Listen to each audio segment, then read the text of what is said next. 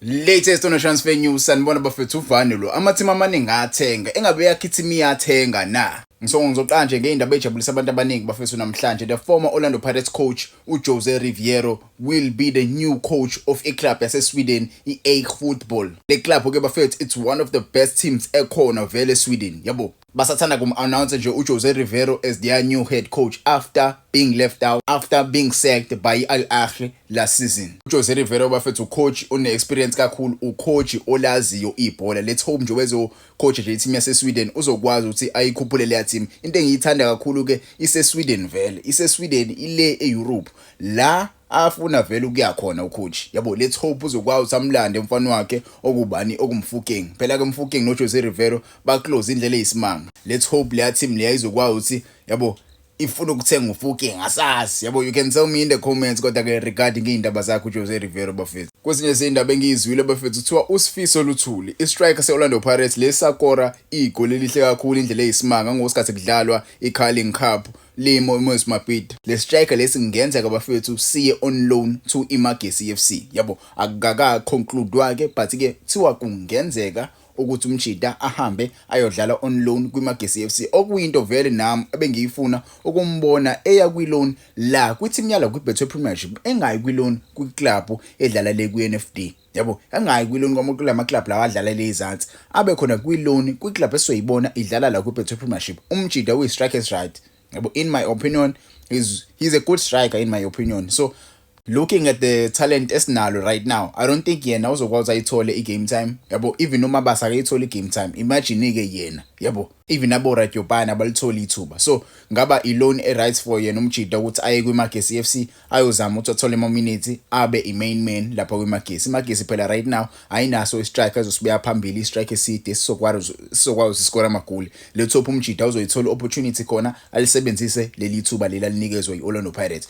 Khona ucoach ezokwazi ukumrecalla mase kuphela isizini sikwazi ukuthi siye kahle kwi-Champions League siphelele sisonke. Kwezinye izindaba bafethu umdlali weKaizer Chiefs uSibongiseni Ox Mthethwa kuthiwa umjida usethole i-knee injury. Le knee injury ke bafethu isomsideline for a couple of months. Umjida kungenzeka bafethu ayimise igame ebaluleke kakhulu for iKaizer Chiefs. Le game le kuzobe kuyiSoweto Derby, kungenzeka umjida angabi khona ngeSoweto Derby. Remember ke iSoweto Derby izobidlalwa next month. iKaizer Chiefs kumele ithathe decision ngalento le because i-transfer window ivuliwe right now. Kumele bahambe bayobheka abadlali abasengabathenga abazokwazi ukuthi ba replace uOx. Yes, they have players, but do they have players who are capable enough to replace uOx Mthethwa? Abanawo abadlali abanjalo in my opinion. So kumele bazame ukuthi bayosayina ama players. Kwezinye izindaba bafethu ezingijabulise indlela eyisimanga bafethu kuthiwa iSouth Africa is showing a strong interest to bid for i-2028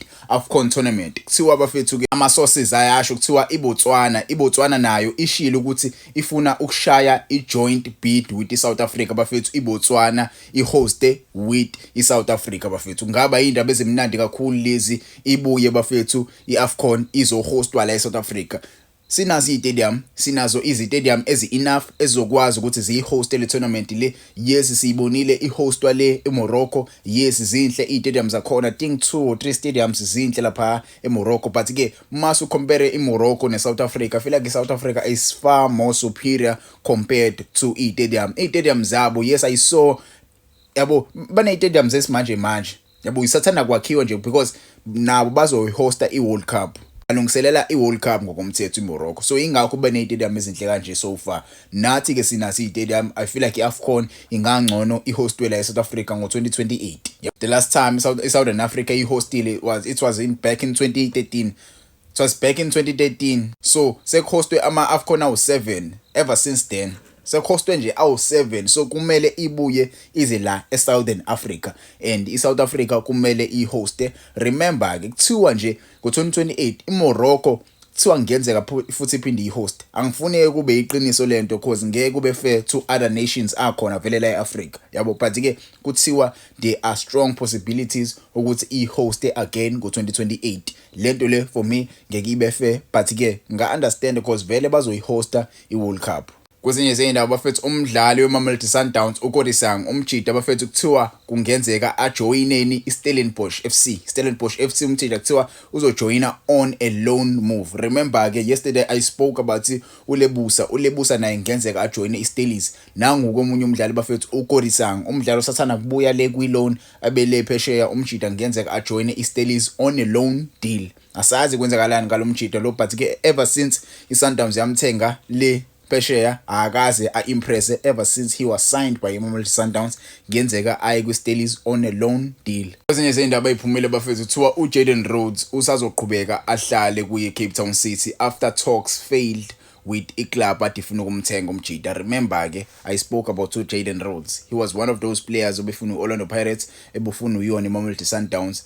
Yabo amaclub akanjalo abemfuna umjida but-ke it looks like umjida usazoqhubeka ahlale kwi-Cape Town City. Thiwa iclub i-Cape Town City ifuna imali yangempela but-ke ayikwazanga ukuthi uyikhiphe imali leyo club leyo. Okwamanje umjida usazoqhubeka abe umdlali we-Cape Town City. Imali iyakhuluma ngempela kwi-Cape Town City. They want to sell their players. Abafuni nje ukubadedela abadlali babo mahala ha yabo. Even lo mfana lo mncane uEmil Witsboy ngizwile nje impela kuthiwa kukhona ama-clubs ase-Gauteng awu-2. Ngizowamenshina-ke lawo ma-club lawo kuMamelodi Sundowns same as Orlando Pirates. Emil Witsboy umjida kungenzeka ajoyine 2 of those clubs but-ke imali ezokhuluma because iCape Town City ifuna imali ngabadlali babo bale ku-NFD so bayifuna ngempela imali. Ingabe lama-team lawa azoyikhipha yini imali yabo asazi-ke. Kwezinye zey'ndaba engikhohlwe ukuyi-highlighta kakhulu izolo bafethu kuthiwa i-Orbit College isicomplete i-deal yomdlalo ku-Bradley Ralani bano-Cyril Chibwe owu-goalkeeper. uBradley Ralani-ke bafethu remember he's a former Cape Town City player and a former Mamelodi Sundowns player. Umjida uyi-quality kakhulu, une-experience kakhulu umjida.